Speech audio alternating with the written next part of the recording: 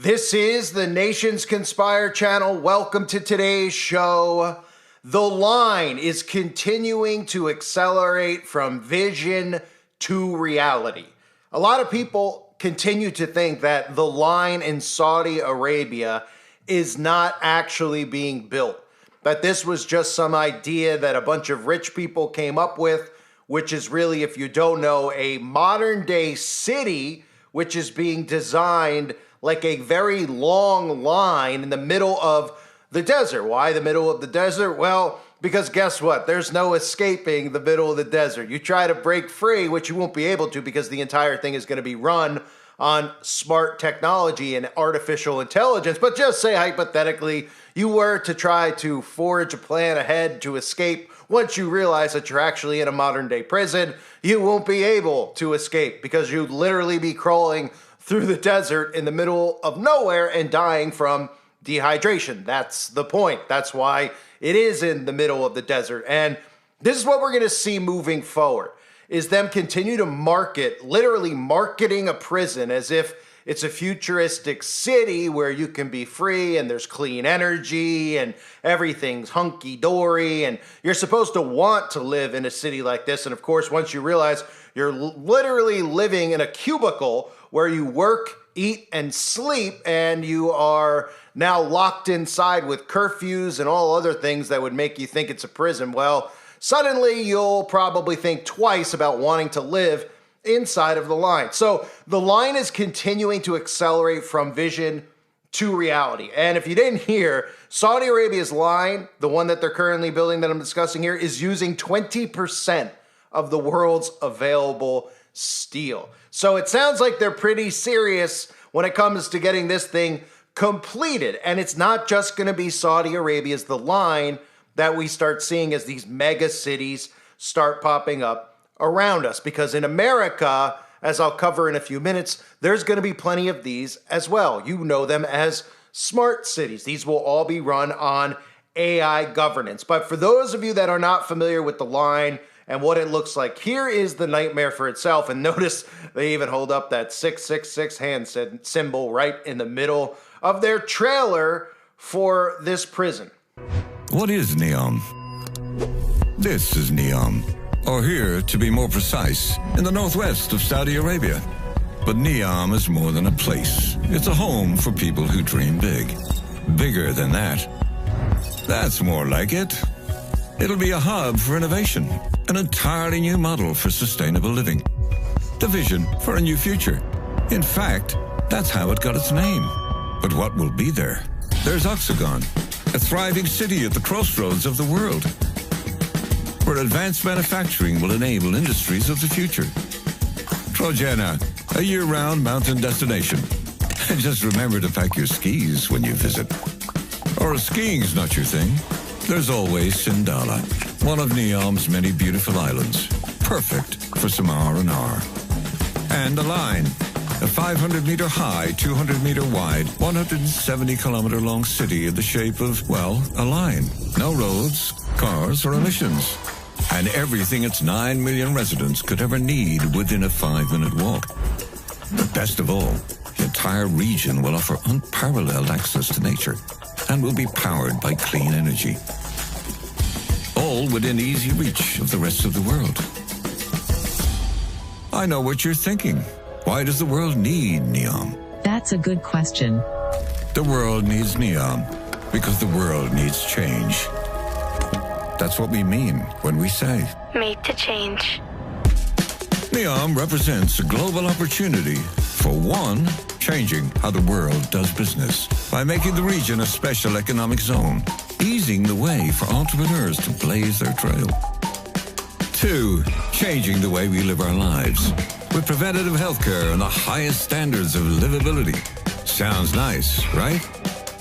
And three, changing how we look after nature and our planet. Because without this, what use are 1 and 2?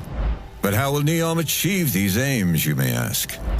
Within NEOM are 14 sectors, spearheaded by the world's best talent.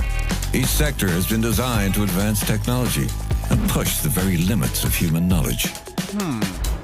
Imagine NEOM as a prototype for a better future. A future for all. one being built to last. Sound good? Great. So when the world asks, what is NEOM? You'll know to answer that NEOM's a place that'll change the way we live on this planet.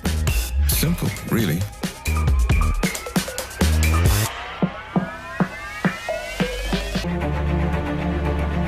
NEOM is open for business.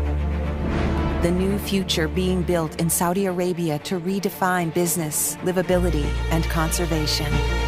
Environmental, social, and governance is at the heart of everything we do. Our special economic zone is almost the size of Belgium and sits at the crossroads of 3 continents, providing a new destination for global trade and investment. Progress is rapid with large-scale investment, best in the world talent onboarding every day, and construction gaining pace exponentially. The Line, our city of the future, is moving forwards fast, as is our Center for Advanced and Clean Industries, Oxygen, the luxury island destination, Sindala, and the mountains of NEOM, Etrogena. There are already 3,000 plus NEOM employees here from more than 90 countries, as well as more than 60,000 construction workers. Major infrastructure projects like roads, utilities, and a hospital are already built in NEOM. Some $2 billion will be invested into the port of NEOM, and the first container terminal will open in 2025. We are owned and supported by Saudi Arabia's Public Investment Fund. We have raised $6.1 billion of financing to build the world's largest green hydrogen plant to produce green ammonia at scale in 2026 through NEOM Green Hydrogen Company, a joint venture with Air Products and Aquapower, and one of the biggest social infrastructure public-private partnerships globally, will see $5.6 billion invested into building 10 residential communities to house 95,000 people. NEOM will offer the best international standards in relation to tax, the regulatory environment, and commercial law. With access to 13% of world trade flowing through the nearby Red Sea and 40% of the globe being within a 6-hour flight. Nobody has done this before. That's why it's special. A new economic model and a beacon of change that will benefit generations to come. We invite you to join us by investing in the new future where people and planet can thrive while businesses can provide lasting impact. This is NEOM. And that is the modern day prison known as NEOM. And of course, like we say, I always compare these types of things to the commercials we see for pharmaceuticals, right? You see a pharmaceutical commercial, they're talking about somebody who has ED or something else. And what do? They show you a couple walking on a beach with a picnic basket and a blanket, and the sun is setting.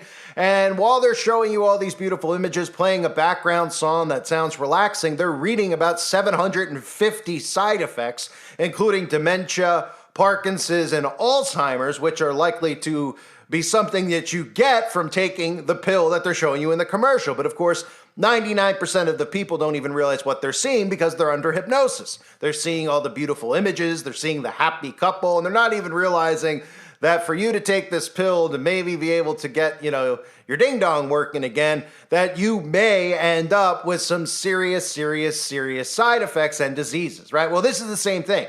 The way they market this stuff to you, right? Because it looks like you're literally watching a commercial to go on vacation to some expensive resort, the type of resort that only celebrities could afford to go to. And they're marketing it to you saying that it's green energy, it's clean, it's peaceful, pack your bags, come on down, everybody's gonna have a great time, you could explore, you could go do this in the desert, you could do that in the water, and people won't even realize when they end up going to these places what they're actually in for, because once you're in, there is no way out. Now, the Line isn't the only city that's being built, but this $500 billion smart city is already showcasing artificial intelligence governance, which is what the New World Order is going to be based on, AI governance. Remember, Klaus Schwab and all of these billionaires continue to talk about artificial intelligence governance.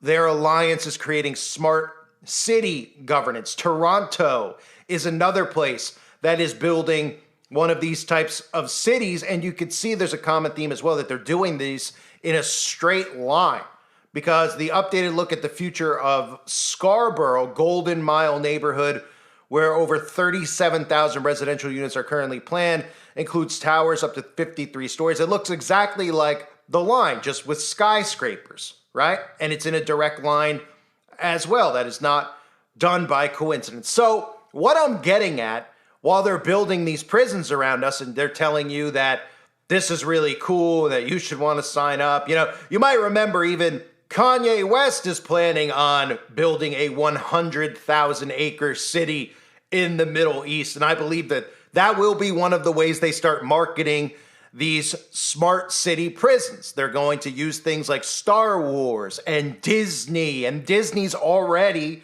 building out their smart city dystopia, where they're going to trap you inside of this city while you're living in La La Land, where you think it's wonderful and it's great and you don't mind having a curfew and you don't mind having your electricity shut off at 8 o'clock every single night because you wake up and you get to have breakfast with Donald Duck and adults dressed up in costumes, and you're living your life as a child still because you can't face the horror of the reality around you. That's what they've done with adults. They've taken adults and turned them into children. So Disney also has one of these cities coming out in the United States of America as well. But what I'm getting at is what everybody knows is Project 2025. One of the things in Project 2025 is Agenda 47. Agenda 47 and Trump's policies in Agenda 47 outline the building of freedom cities in America. And that's how easy it is to deceive conservatives out there who obviously are very well aware of smart cities. The majority of conservatives are very aware with everything that happened in Lahaina, are very aware of a lot of these fires that are being caused to build smart cities, but you call it a freedom city, and all of a sudden these people don't seem to be able to correlate the two because they don't want to believe that their hero, Donald Trump, is actually planning on building the same exact thing, just naming it something else. Here it is out of Donald Trump's own mouth.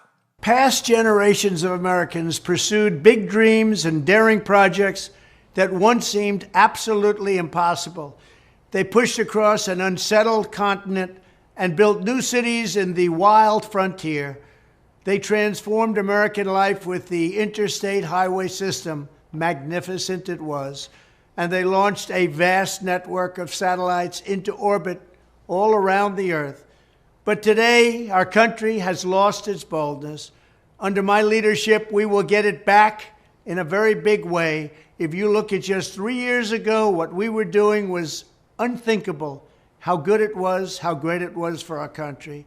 Our objective will be a quantum leap in the American standard of living. That's what will happen. Here are just a few of the ways we can do it. Almost 1/3 of the landmass of the United States is owned by the federal government, with just a very, very small portion of that land, just a fraction, 1/2 of 1%. Would you believe that? We should hold a contest to charter up to 10 new cities and award them to the best proposals for development. In other words, we'll actually build new cities in our country again. These freedom cities will reopen the frontier, reignite American imagination, and give hundreds of thousands of young people and other people, all hardworking families, a new shot at home ownership and, in fact, the American dream. Another big opportunity is in transportation.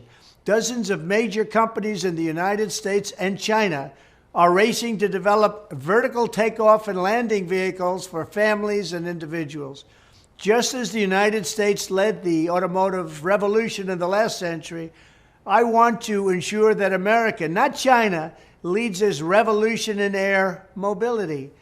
These breakthroughs can transform commerce, bring a giant infusion of wealth into rural America, and connect families and our country in new ways.